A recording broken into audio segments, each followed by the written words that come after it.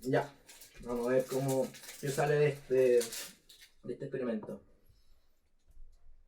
Bueno, bienvenidos a este podcast que estamos probando el nombre que se llama Diseño Martillazos. De ahí quizá haga un video introductorio en mi casa diciendo por qué se llama Video Martillazos.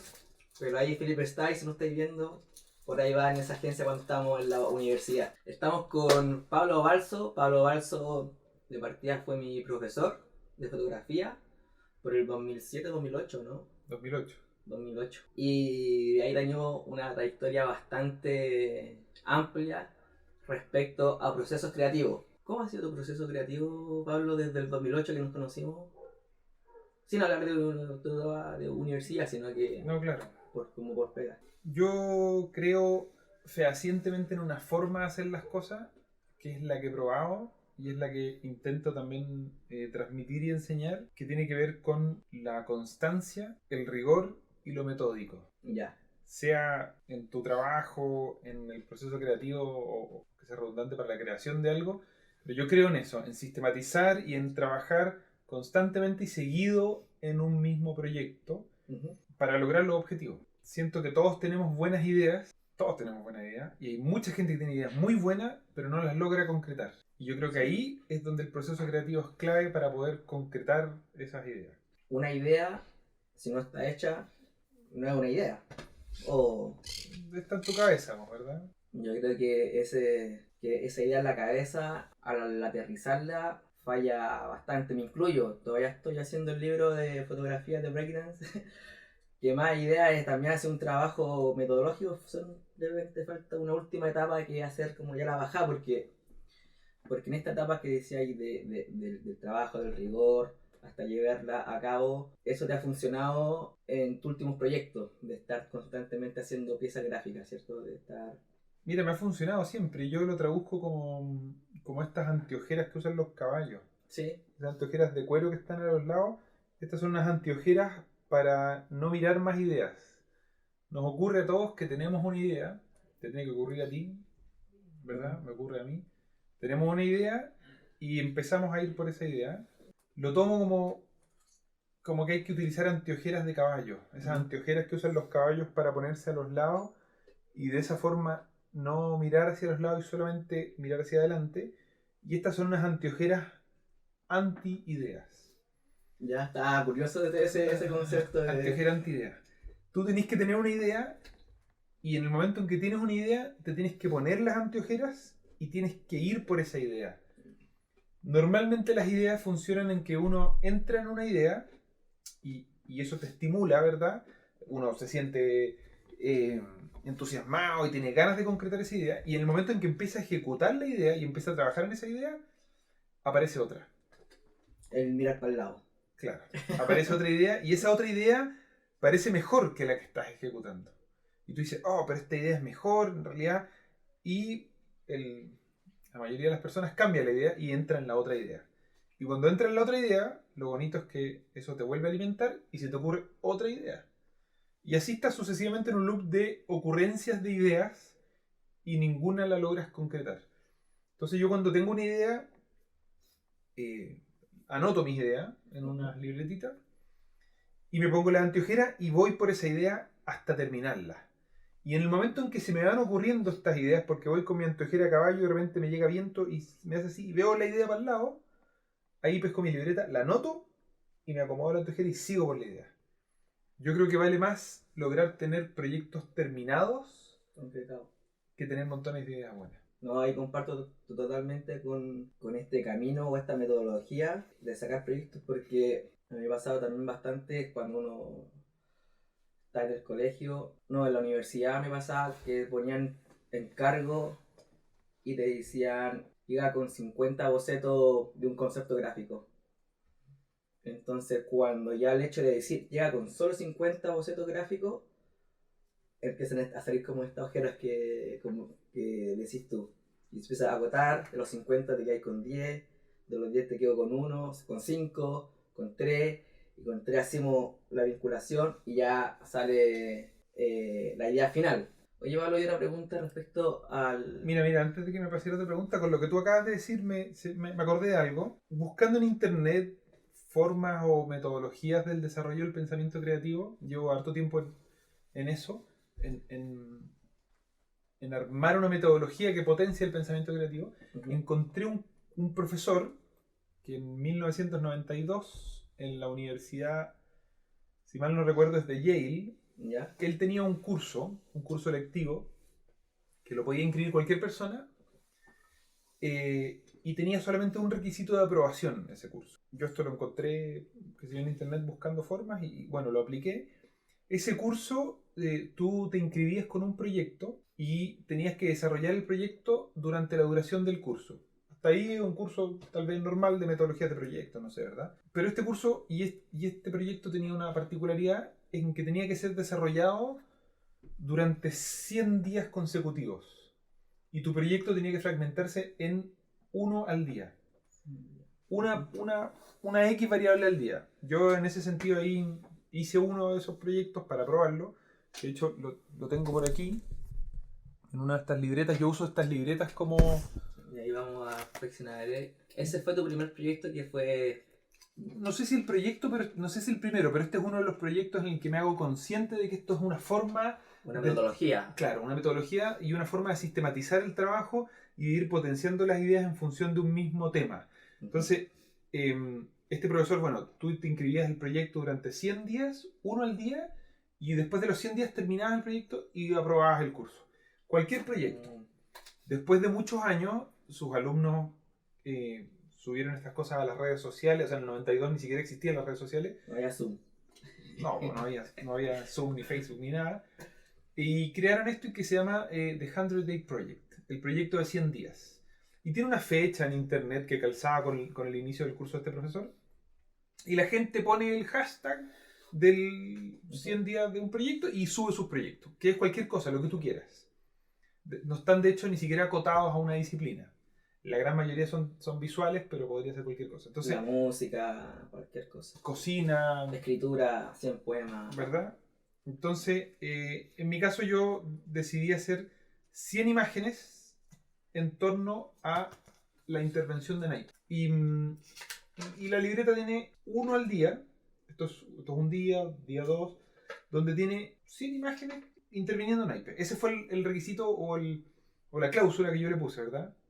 El requisito que me habrían puesto si hubiera tomado el curso es, tengo que hacer uno al día recortando cartas, sin tener ninguna idea de qué estaba haciendo, ni tampoco entendiendo hacia dónde iba, solamente con la idea de recortar cartas. De repente se me ocurrían cosas como esto, una rana con este príncipe en la carta, sí. Y le puse como situaciones aspiracionales.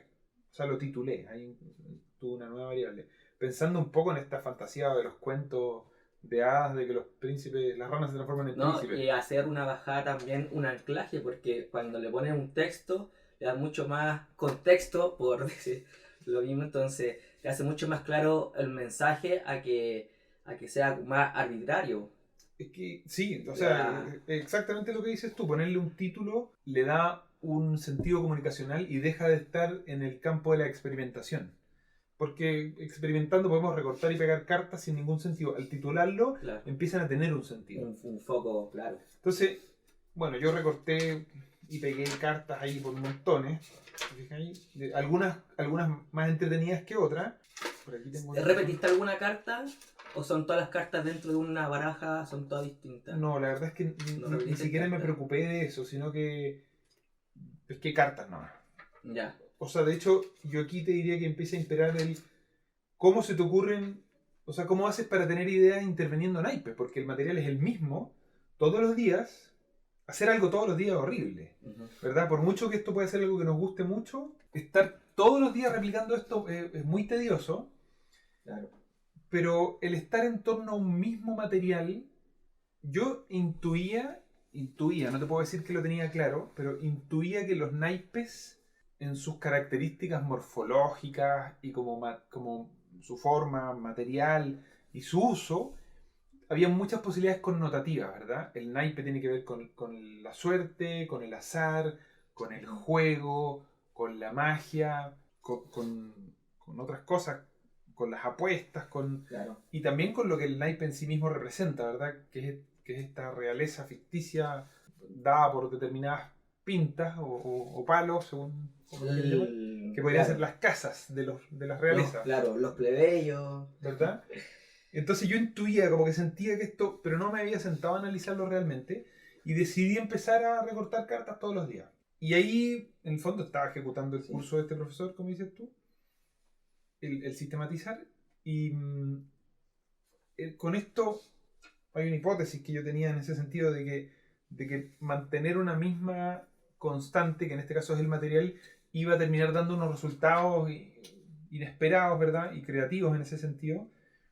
Y bueno, resultó tal como lo había previsto. No, igual es curioso también cómo te vas poniendo esta ojera, ¿cierto? Porque al final, cuando un juego no tiene reglas, muchas veces no es un juego, porque no sabéis para dónde disparar. Pues entonces, en esta cancha ya tenemos un límite de tiempo. Tenéis 100 días o 100 alternativas. Y es curioso también de cómo, porque yo vi esto y yo me imaginé solamente estos naipes, se te abre el campo y pasáis al otro naipe que es español. De repente metí, claro, uno que otro español. Y ahí se me abre el abanico, como que, no sé si se me abre un poco más la ojera, pero dentro del mismo juego. Entonces como también esa chispeza de decir, oye, puede entrar otro actor y puede andar súper bien. No es meter otra idea, pero simplemente meter otra regla. Mira, en ese curiosamente, porque todos los naipes son ingleses, ¿verdad? Y creo que es la única carta española. Y si no, puede ser que haya... Claro, bueno, hay uno más. Hay una o dos más, pero en ese otro específicamente pensé además le puse unos plátanos, ¿verdad? Sí. Entonces pensé en un poco una caricatura y también una realidad, pero pensé en un inmigrante en Europa, porque son naipes, no sé, ingleses, por mucho que creo que sea un naipe español, ¿verdad? Pero dentro del mundo de los naipes ingleses, meter una carta como naipe español es un concepto de inmigrante, es alguien que está entrando desde afuera a otro. ¿Verdad? Y me pareció, o sea, que solamente metiendo la carta le ponías inmigrante. Sí.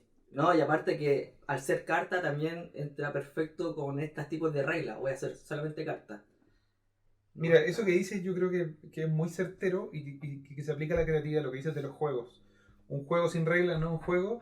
Esto es una teoría en desarrollo, ¿verdad? No es que yo la tenga demasiado clara, pero hasta ahora he observado que dentro de los marcos creativos, cuando tú intentas abordar un proyecto, en la medida que tú tengas ciertas restricciones, ya sean materiales, temáticas o de las que sean, esas restricciones son de alguna forma el combustible que te permite crear. Y cuando estás en total libertad, me parece que no opera en ese sentido la creatividad, porque yo entiendo la creatividad como una solución, ¿verdad?, a una problemática existente, que en este caso la problemática no es que sea un problema de verdad, sino que claro, es el crear una imagen es la problemática, pero es una solución creativa, innovadora, ¿verdad?, dentro de un material ya conocido. Las cartas las conocemos todas, existen hace, no sé, 500, 600 años. Y ese parámetro es el que te da la solución creativa, porque no es lo que estamos esperando todos. Si es que aquí hay total libertad y te dicen haz un proyecto en 100 días, lo que tú queráis, lo he probado esto con alumnos y los entusiasmados que ellos hagan su propio proyecto y no les cuesta mucho cuajarlo, no saben qué hacer. Cuando yo le pongo los parámetros sí le funciona. Sí, mira, hace poco vi en Netflix una película que era Jason y los Argonautas, creo que se llama, muy antigua, creo, como de 1060 por ahí. Tiene que hacer una embarcación y dice, voy a hacer unas olimpiadas. Y yo, ¿por qué va a hacer una olimpiada? Y la olimpiada hace un juego, todo muy metódico, de tirar la jabalina, tirar tanto, pero resulta que los mejores deportistas de la Olimpia iban a ingresar a su barco. Era como el proyecto final. Entonces, justamente cuando yo veo tantas piezas, porque imagino que esta podría ser tu olimpiada de selección de imágenes. Y también funciona, bueno, para los proyectos que hacías ahí con tu alumno, que a alguno no le funcionaba porque quizás su olimpiada no está bien. No estaban bien definidas la olimpiada, lo que hiciste, no estaban bien definidos los parámetros. Y de ahí seleccionar las mejores piezas que salían de ese proceso creativo, de ese sistema de juego, y lo hacía su proyecto final, que era esta embarcación. O sea, prácticamente yo acá puedo ver ese concepto de embarcación en un libro, quizás. Me imagino que lo llevaste por ese lado. Mira, cuando... Como pieza ya final, porque como proyecto está interesante. O sea, como igual eso está pensado como un proceso, ¿verdad? No está un pensado proceso, como la libreta no es la pieza final, el caminito. es el proceso, claro, es el camino, es el lugar de estudio. Eh, Eso después lo transformé, elegí las mejores y lo transformé en un libro, ¿verdad? Que eso sí es la pieza final. Pero en este caso es el proceso. Y volviendo un poco a lo de los alumnos, cuando alguno de ellos estaba, por ejemplo, me decía, yo quiero escribir. Ya, decía yo, ¿de qué? No, no sé. Bueno, entonces ahí es donde entran estos parámetros que permiten que la creatividad fluya. Entonces le decía, hagamos temporadas. Hagamos una Sí. temporada, por ejemplo, tú vas a hacer 100 días, separémoslo en temporadas de 30 días y 30 días de cuentos de terror. 30 días, 30, De 20, tema 10, lo que tú quieras, de cuentos sobre el amor, mm. cuentos sobre la soledad. Y ese parámetro, y también acotado, de tantos días en torno a una temática, permite que fluya este Sí. proceso creativo. Me acuerdo una vez, no sé si estaba en Palermo o en Trimarchi, o fue acá en Chile alguna conferencia de diseño. Creo que se escuchaba Montenegro, a Cristian Montenegro, diseñador argentino, o no sé si fue a Pablo Bernasconi, no sé, ahí no me acuerdo, pero me acuerdo muy bien que decían, nosotros cuando recibimos un proyecto y el cliente ve nuestro trabajo y nos dice, ustedes hagan lo que ustedes quieran, nosotros entramos en pánico, porque no sabemos qué hacer. Y nos demoramos 3, 4, 6 meses y a veces, muchas veces no sale nada. Y le preguntaban, ¿cuál sería tu mejor encargo? Que nos digan qué quieren hacer ellos. Y ahí nosotros nos adecuamos a nuestro estilo. Y porque al final lo que ellos te dicen que quieren hacer, al tiro te dan el foco, al tiro te ponen esta ojera y no disparáis las balas para todos lados. Al final las balas, que el tiempo o el proceso o muchas veces el dinero, puedes usarla una por vez. Y si la erraste, puede haber sido una experiencia buena o experiencia mala, pero lo llevo como el trabajo ya como ya formal, que te puede pagar, no sé, el agua, el gas. Y ellos decían eso, que un buen brief es donde el cliente tiene muy acotado de lo que ellos quieren. Entonces, esas reglas como de juego, lo que tú acabas de mencionar, también es súper importante como para el día a día también. Mira, a mí me suena a Cristian Montenegro eso, porque Sí, alguna puede vez ser le Montenegro. escuché también decir que él no podía ponerse a dibujar de la nada, que él Yeah. necesitaba una temática. Yo creo que aquí te lo voy a enlazar con otra cosa que leí hace muy poco. Creo que hay una diferencia entre la creatividad y la creación. Entre crear y ser creativo, ¿verdad? Uh-huh. Crear, enmarquémoslo en esta conversación en lo plástico y en lo visual, ¿verdad? Para no ampliarlo y meternos tal vez en disciplinas que no. Bueno, entonces, como decíamos, hay una diferencia o yo diferenciaría la creatividad distinto que crear en este campo de la visualidad, ¿verdad? O de las artes plásticas. Entonces, en el ejemplo que das tú de Cristian Montenegro, cuando a ti te dicen haz lo que tú quieras, ahí está imperando la creación. Crea lo que tú quieras, ¿verdad? Claro. Y no necesariamente la creatividad. Y cuando te dicen yo quiero hacer esto en estos X parámetros, o necesito esto dentro de estos parámetros, ahí impera la creatividad. Y aquí te lo voy a conectar con algo que leí hace muy poco. La creatividad, el Foro Económico Mundial, la cumbre del Foro Económico Mundial, la última versión, determinó que la creatividad, la innovación y la originalidad, como todo un punto, es una de las habilidades, es la quinta habilidad más importante para el futuro, para un futuro bastante próximo, ¿verdad? Requerido por el mundo empresarial, en todo ámbito. En la versión anterior del Foro Económico Mundial, la creatividad ya estaba dentro de las 15, son 15 las habilidades que ellos determinan para el futuro, y estaba número 15, como una de las habilidades más relevantes para los seres humanos en el mundo laboral del futuro. Uh-huh.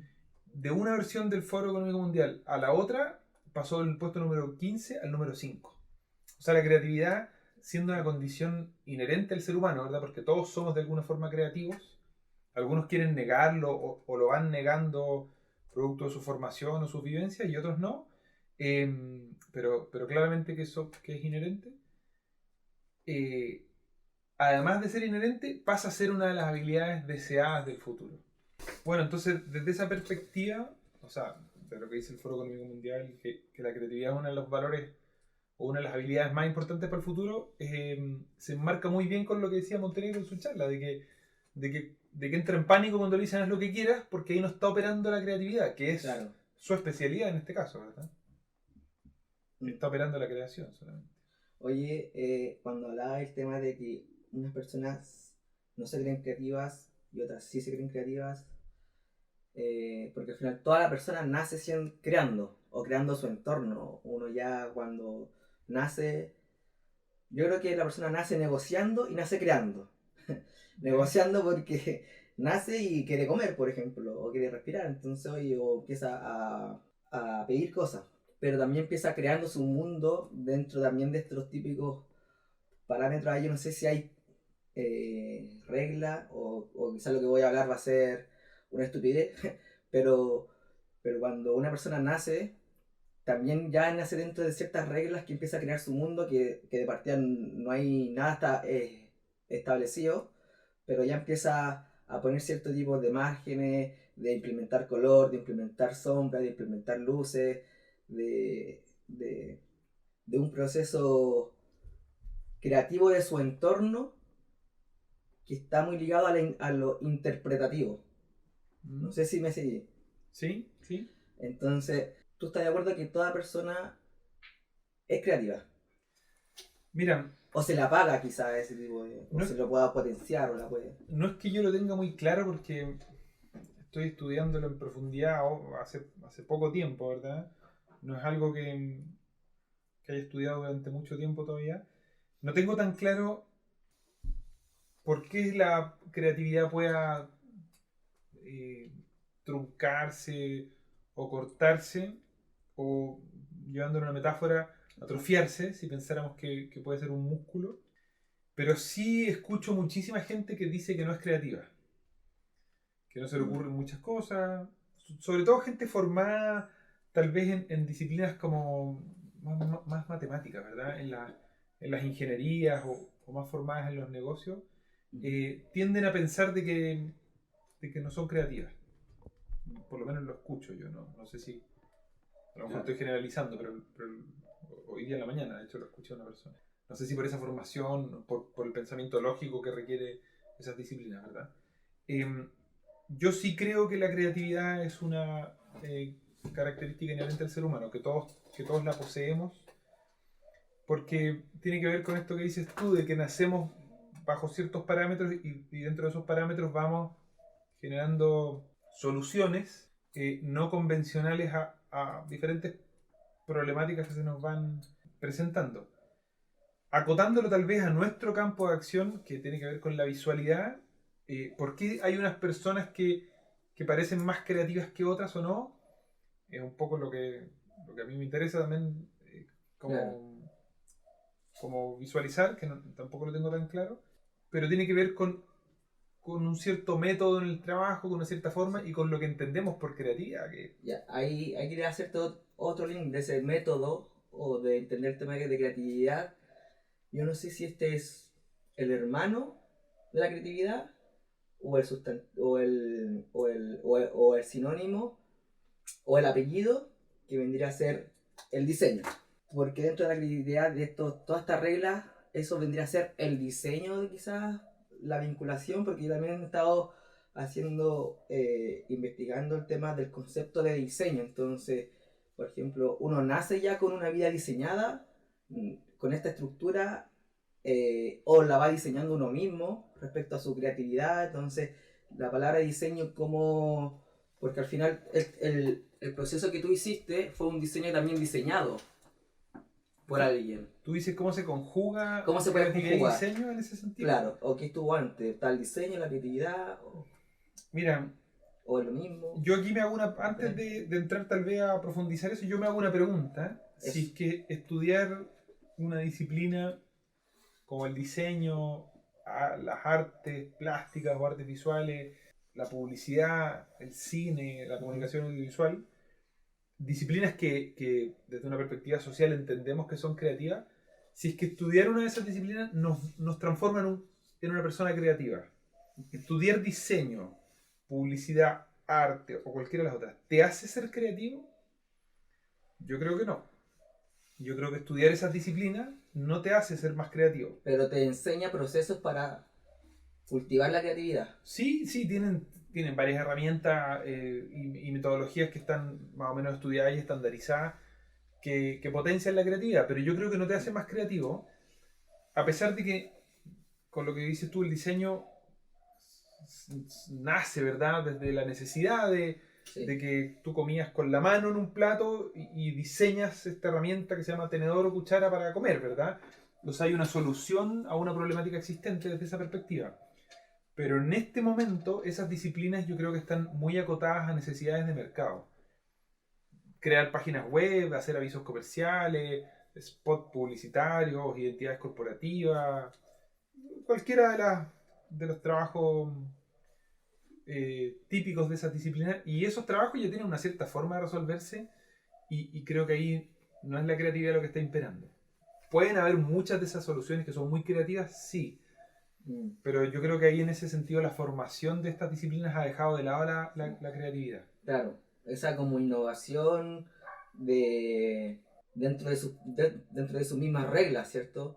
Porque imaginando que una página web, ya todo lo que conocemos como funciona como página web, puede haber un proceso creativo que ya uno no la vea como página web estática, puede ser un poquito más dinámica, o por ejemplo, voy a dar algo más cercano, por ejemplo, todos estamos acostumbrados a Instagram hasta que salió TikTok, entonces igual son redes sociales, pero con una dinámica o estableciendo unas reglas dentro del mismo juego que lo hacen un poquito más distinta, como lo hiciste acá con el tema de los naipes, que pusiste el español con el... que también son naipes, pero son con distintos contextos. Ahí también la inclusión ya es un proceso creativo, dentro de lo que ya venía haciendo anteriormente. O sea, yo creo que todos esos elementos, el crear la página web, qué sé yo, hacer un spot comercial, claramente que hay un montón de cosas que nosotros tenemos preconcebidas de cómo tienen que ser, ¿verdad? Sí. Y sin embargo, de todas formas, hay un proceso creativo para diseñarlas, pero yo creo que la creatividad desde esa perspectiva, o desde otra perspectiva en realidad, es una forma de pensar. Oye, es una forma de abordar las cosas. Sí. Oye, Pablo, ¿y cómo llegaste al mundo de la creatividad? Cuando estabas ahí desde el colegio, ¿cómo entraste? ¿Por qué te llamó la atención estudiar? Porque tú eres diseñador. Sí, de formación soy diseñador. Después estudié un magíster en arte contemporáneo y en este momento estoy más cercano a la formación, bueno, en lo académico, ¿verdad? Trabajo en la universidad y en la formación de publicistas. Yo creo que como todo escolar, siempre me sentí creativo porque me gustaba dibujar y ahí estaba la asociación. Todos los que están en esta disciplina. Entonces, ¿cómo entré a la creatividad? Yo creo que como todos, nomás siempre estuve, siempre he estado. Y todos siempre estamos también ahí. Lo que pasa es que en este momento estoy como en una búsqueda de poder desarrollar una metodología que permita enseñarla de forma concreta.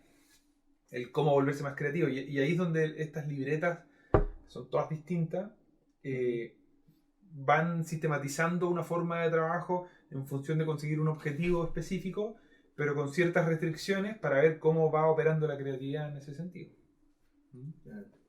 Entonces, mira, te puedo mostrar otra libreta que es entretenida. ¿Y este proceso creativo desde cuándo lo empezaste?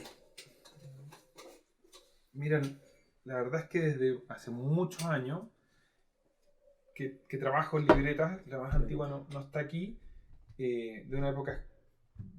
Porque igual tienen un buen grosor. Yo soy un poco obsesivo, entonces no permito que se mezclen, como que cada libreta tiene su técnica, ¿verdad? Entonces tengo otras más guardadas. La primera libreta debe ser del año 98. Ah, del 98. Pero tenía, en esa forma, tenía una aproximación a la libreta que yo creo que estaba muy errada y que tenía que ver con considerar la libreta como un fin y no como un medio. Entonces, yo hacía algo en mi libreta y si me quedaba feo, sacaba la hoja. porque no me gustaba. No quería que alguien viera que en la libreta estaban las cosas feas. Cosas feas. Y en algún momento, en otra de las libretas que te puedo mostrar ahí, decidí que eso no iba a ser importante, que lo importante iba a ser completar las páginas de la libreta sin importar si estuviera feo. Porque en la medida que yo mantuviera esto en el tiempo, no sé, 100, 200, 300 días, algunas las he mantenido más tiempo, nadie puede hacer 300 días cosas feas. Entonces, de alguna forma, eso iba a progresar. Mira, esta libreta que te voy a mostrar parte en un principio no por una libreta, sino que parte por esto, que son unas cartas que las hice para mis hijos en el verano, para la playa. Entonces, para las vacaciones de verano. Si ellos se portaban bien, ellos se ganaban una carta. Entonces, por ejemplo, esto dice, ganas una luca para gastar en la feria de Papudo, de la playa en este caso. Y esto era como un ticket. Ellos se portaban bien y yo le daba negociando ahí el tiro. Le daba el premio de ganarse una luca para ir a comprar en la feria. Esta otra ganas un pan duro. Un pan duro. Para tirarle a los patos. Porque hay un laguito con unos patos, entonces le podías tirar a los patos. ¿Y esto se lo ganaban siempre y cuando se portaran bien? Claro, se portaban bien y se ganaban esto. Entonces, por ejemplo, este dice ganas un revolcón con una bola en papudo, tira el dado. Si sale 5 o más, pierdes el traje de baño. Ese era el premio. No tiene mucho sentido, ¿verdad? El traje de baño ahí. Pero aquí, yo esto lo hago por diversión, ¿verdad? No por otra razón. Y también para ello era muy divertido ganarse esos premios. Entonces, después volví a mi libreta y lo sistematicé en esta libreta, donde hice exactamente lo mismo. Fui poniendo cartas, en algunos casos los dibujé y en otros casos las pegué arriba. Le puse a este proyecto, o a esta libreta, porque en el fondo el proyecto termina siendo la libreta, le puse 100 días de un juego que nunca existió. Y son puras cartas absurdas de algo que pareciera ser un juego, pero en realidad no lo es. Entonces, por ejemplo, esta dice helado con vale otro y robas una carta más. Estas cartas van recogiendo situaciones cotidianas del día a día, del diario vivir, de la infancia. Son cualquier cosa, lo que sea que se me ocurre. Pero aquí el parámetro o el pie forzado, como conversábamos antes, es una carta. Una carta de un juego. Eso necesariamente nos enmarca en las variables que un juego tiene, como el azar, como tal vez la acción que la carta produce en el juego, o el poder de la carta, o el que te hace saltar un turno, cualquier variable. Entonces lo entretenido de esta libreta es que yo voy haciendo situaciones que son cotidianas en estas cartas y van teniendo acciones en este juego que no existen. Entonces me tocó ir al notario porque tenía que legalizar un documento. Y como todo nos ha ocurrido a todos cuando vamos al notario, perdí 3 horas en hacer una fila y pagar una fotocopia, ¿verdad? Entonces ahí creé esta carta que se llama el notario y dice tienes que esperar la firma del notario, pierdes un turno. Claro. Entonces está la situación de que pierdes un turno porque vas al notario, ¿verdad? En este caso, por ejemplo, hice cosas que tienen que ver con la contingencia nacional y era producto de la colusión del confort. Del papel, claro, del papel confort y dice aquí ganas 7 lucas, que bueno, fue el castigo que tuvo la colusión. Dice, la justicia ha castigado la colusión del confort y gana 7 lucas. Pero no te las darán todavía. Primero ellos ganarán intereses por triplicado y luego tú pierdes un turno.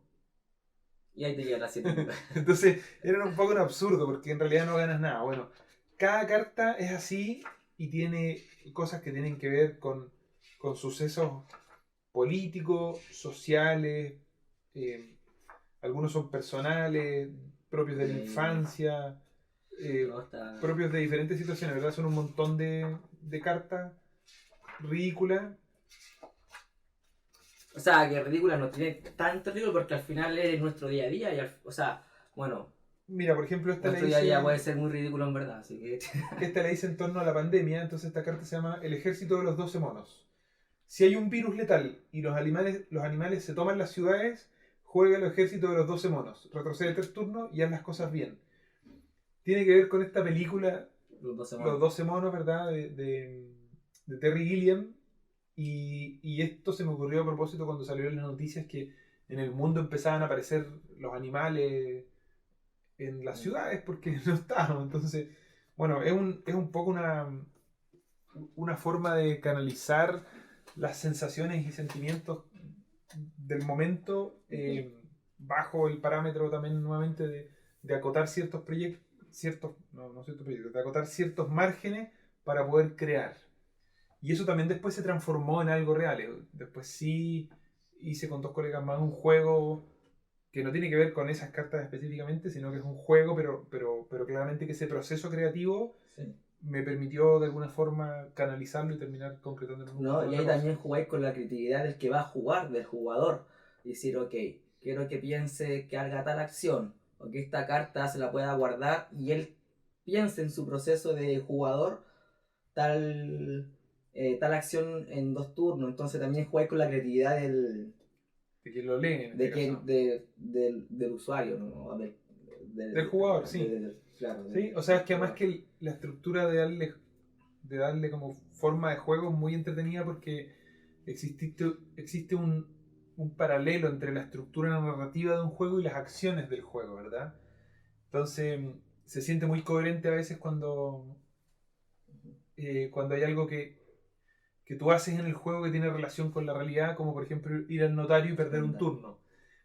Si fueras al notario y ganaras 3 cartas no tendría mucho sentido porque habría una dicotomía entre la estructura narrativa de la propuesta gráfica y la realidad, ¿verdad? Entonces, bajo ese parámetro es un proyecto muy entretenido, muy gracioso eso. Bueno, después del proceso de la libreta, con unos colegas hicimos este juego que se llama Jurel Casi Salmón, que es un juego de cartas, ¿verdad? Un juego... Viene con su dadito. Claro, que tiene algunos elementos del azar. Es un juego caótico, bien caótico, con unas ilustraciones, no sé, bastante simples, pero tiene muchos sucesos que tienen que ver con situaciones, en este caso nacionales. Entonces, y lo divertido del juego también es que la mecánica está muy en relación a la temática del juego. Entonces, por ejemplo, este es el censo 2012. Uh-huh. Que si te acordáis, el censo 2012 fue este censo que básicamente contaron mal a los chilenos, ¿verdad? El censo fantasma, sí. Claro. Entonces la carta del censo 2012 dice, toma todas las cartas en juego, o sea, le quitas las cartas a todos los jugadores, elige 3 cartas para ti, baraja el resto entre sí y repártelas al azar, entre todos los jugadores. Entonces, tú te quedas con 3 primero y después repartes todas las demás entre todos los jugadores. Tú te terminas quedando como con 7 o 8 cartas y los otros con 2 cartas. Los quedan ahí. Entonces es un censo que queda mal hecho, ¿verdad? Tiene otra carta que es bien graciosa déjame buscarla. Que tiene que ver con Enrique Iglesias, el cantante. Sí, sí, sí. Que en un festival de Viña lanzó la gaviota del festival y le pegó en la cabeza a una persona y de hecho le rompió la cabeza. Menos mal que era fan, si no. Entonces hicimos una carta que se llama el Quique Parroquia. En vez de Enrique Iglesias le puse el Quique Parroquia. Quítale una carta al azar a otro jugador. Le tiras la gaviota en la cabeza y tiene cartas también como el tiro de Pinilla o el penal de Caselli también la tiene. El que fue palo, el que retumbó el travesaño. Este fue el que fue palo en el mundial, se llama A un centímetro de la gloria. Eliges un número del 1 al 6, tira el dado y si sale el número que tú elegiste, ganas el juego al tiro. Como que claro. el futbolista hubiera hecho el tiro. No, está bueno el tema de como del contexto, porque podía ser naipe de esto mismo, no sé, de los años 20 en Santiago, de la dictadura en los 70, de cómo fue la generación 2000. Hay una suerte como de rescate patrimonial, de los sucesos históricos nacionales, ¿verdad? Temporal. Claro. A nivel tanto, porque claro, acá yo puedo contar la historia de Chile desde el 2000 hasta el 2020. 20 años de historia. Bueno, de hecho lo que tú dices, el juego tiene un manual pequeñito, ¿verdad? Un pequeño manual que explica las reglas, cómo se juega, pero al mismo tiempo hace una referencia histórica a cada uno de los sucesos que están ahí. Entonces, por ejemplo, tiene una carta que sirve para cancelar la acción de otro jugador y la carta se llama Esto no prendió. Y es un perro saltando un torniquete de metro, un perro negro con pañuelos rojos. Claro. Y ahí es una referencia, dice el 16 de octubre, antes de la crisis social chilena, y sale el dicho de este político que dijo, esto no prendió, ¿verdad? Entonces todas las cartas en realidad son un suceso histórico, o sea, el de Enrique Iglesias, por ejemplo, que comentábamos, está aquí y te dice qué fue lo que ocurrió y no lo dice inventado, en este caso por nosotros, sino que sale la fuente donde fue publicado el suceso. Con su bibliografía. Claro, entonces no son solamente sucesos que podrían ser vistos desde cierta perspectiva como subjetivos, porque vienen de Claro. nosotros, sino que son subjetivos igual, pero vienen de No, un medio Y acá oficial. te metí en otro tema, que es la comedia. Que la comedia, tenemos otra hora para hablar sobre la comedia, Claro, tiene mucho del humor también. del humor también, claro. Y en qué momento es humor y en qué momento no es humor, porque si ponemos, no sé, quizás la persona que le llegó el gaviota, para ellos quizás no es humor, pero para otra gente sí. Entonces, Claro. bueno, aparte de esos libros, que conozco otros libros más que tan relacionados con la imagen visual, con estos conceptos más complejos como esta enfermedad, ¿cómo se llama? La anorexia, por ejemplo. Anorexia, cosas así, que eso es otro libro también. Claro, esos son los primeros libros que hice que tal vez pueden ser muy asociados a lo creativo, ¿verdad? Que tiene que ver con... Pero hay otro proceso también, porque Sí, es distinto a los procesos. hay otro proceso, pero no es tan distinto tampoco, porque tiene que ver en realidad con la primera aproximación que yo hago a esto, pero que la podemos conectar con esto, que son las posibilidades connotativas que tiene, en este caso, los objetos. Yo trabajaba con objetos, ¿verdad? Aquí Sí. hay una cajita. ¿En qué categoría podías meter esa imagen visual? De hecho, ahí no sé si se alcanza a ver, es un cepillo de ropa con una casita arriba que se puede implementar, bueno, puede tener bastante... Tenía una cuerda para colgar la ropa, que bueno, está un poco deteriorada, Ajá, pero tiene que ver con... claro. eh, Lavar la ropa en casa. claro, en ese caso sí. Pero esto tiene que ver con una forma de pensar que está asociada como el pensamiento más abstracto, que tiene mucho que ver con lo de los naipes que vimos al principio y mucho que ver con esto, que es qué es lo que me dice algo por sí solo. O sea, ¿de qué me habla una taza de café por sí misma, sin que yo diga nada de ella? ¿De qué me habla un lápiz? ¿De qué me habla un lápiz por sí mismo, verdad? Claro, en un principio tú decís de nada, pues si esto es un lápiz, el lápiz no habla. Pero escribe. claro, bueno, y ahí empieza lo entretenido de esto, que es qué es lo que yo puedo deducir de un objeto, en realidad de un objeto, de un formato, de un medio, de unas cartas, de cualquier cosa, en este caso un objeto, qué es lo que puedo deducir de un objeto por ser objeto en sí mismo. Entonces, este es un lápiz y escribe, ¿verdad? En este caso un lápiz, no sé si tengo otro más largo acá, pero... Claro, tiene distintos tipos. Es un lápiz más gastado, este tiene más mina. Con más experiencia, podría ser.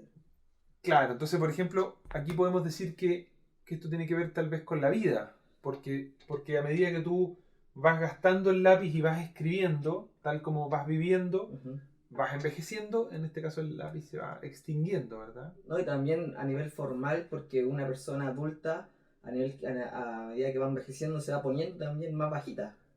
Bueno, hay una analogía por forma, ¿verdad? Por Claro, forma. te vas achicando. Entonces, el primer acercamiento que yo tuve, tal vez a lo que podríamos entender por creatividad o por una forma de construir imágenes visuales en función de un contenido y no meramente estético, fue esa aproximación de los objetos, de qué me dice un objeto por sí solo, de las connotaciones que tiene, ¿verdad? Muy, muy ligado al mundo literario y a las figuras retóricas, finalmente. Pero las cartas en ese sentido, o el juego, están en lo mismo, en la misma variable. Sí. Lo que pasa es que es más fácil la del objeto, es más evidente. No, y acá tenéis fórmulas, por ejemplo, lo que hablamos delante, de que mezcláis la comedia, porque había leído también la fórmula de la comedia era drama más tiempo igual comedia. Y que acá tenéis básicamente la fórmula bien hecha, porque son situaciones dramáticas en su momento, que le sumáis el tiempo y vuelve a ser... Y son humorísticas. Claro, cómico. Tiene un poco de absurdo también, hay mucho del absurdo en eso, de cosas absurdas. Sí, claro, pero claro, a diferencia de la imagen como retórica que tiene que ver con un pensamiento mucho más profundo y más individual, de cómo también yo hago piezas gráficas interpretadas desde mi perspectiva y pasa a ser un segundo o tercer plano la perspectiva del otro. A no ser que se le ponga un texto como anclaje, como lo vimos al principio, ya le doy una dirección más enfocada para que mi receptor pueda entender más de lo que yo quería expresar. Yo creo que lo del título que dices tú es clave, y si volvemos al lápiz... ¿Dónde está el lápiz? Lo tenéis por ahí. Parece que lo puse aquí mismo. Y si volvemos al lápiz y ponemos dos lápices, por ejemplo, este lápiz más gastado, tal vez este no es el mejor lápiz, tendremos que imaginar que el lápiz estuviera más nuevo, o este lápiz, como bolígrafo ya. claro, que ya es de tinta. Podemos hablar, por ejemplo, aquí, al titularlo esto, podríamos inventar un X título, ¿verdad? Pero acá hay dos elementos que escriben, hacen lo mismo, de formas diferentes, y lo que los diferencia en sí es el paso del tiempo, es la tecnología, ¿verdad? Este es un lápiz que ha perdurado durante el tiempo y que probablemente... Y orgánico, de material orgánico. De material orgánico, claro. En este caso hay tecnología, plástico. entonces podríamos pensar que tal vez esto podría representar la juventud y esto la vejez, ¿verdad? O sea, claro, podría llamarse así esta imagen. O solamente poner esto y llamarle experiencia. ¿Por qué? Porque vamos asociando de que la persona que utilizó este lápiz escribió muchísimo, se ha ido gastando, por lo tanto hay mucha experiencia. Son claro, todas atribuciones connotativas que le damos, producto de los simbolismos, ¿verdad? De la vida. Y donde, claro, está estas cuotas de humor, de absurdo, de drama, sí, y de diferentes... Claro, y nos metimos en otro aspecto que es el tema del símbolo, del significado, de la significante. Claro, el símbolo y el signo, pero que se construyen, como dices tú, a través de un título. Si no, simplemente un lápiz gastado. Y podría ser arte abstracto, digamos, como el urinario de Duchamp. Duchamp. Claro, puede estar en realidad en cualquier campo.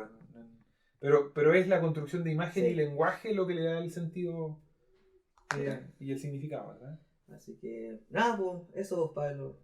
Podríamos estar hablando más rato acá. Horas, aquí tendríamos horas para hablar de creatividad y de procesos, ¿verdad? Pero claro, ahí vamos a ver otro capítulo quizá un poquito más con un mayor foco, o enfocándonos quizá en algún tema específico, pero nada, pues yo creo que con esta aproximación de todo lo que hablamos de creatividad, en mi camino creativo, ya me queda un poquito más claro qué es el diseño, qué es la creatividad, el tema del ingenio. Así que nada, pues muchas gracias por mostrarnos tu trabajo, tu espacio, que estaba bien diseñado.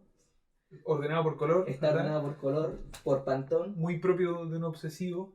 Sí, yo en mi caso soy totalmente... Mi orden es un desorden. Tú eres totalmente lo contrario de lo que soy yo, así que... Nada, pues muchas gracias y ya, pues nos estamos viendo pronto, pues. Súper, gracias a ti. Así que ya, ¿no? Nos vemos.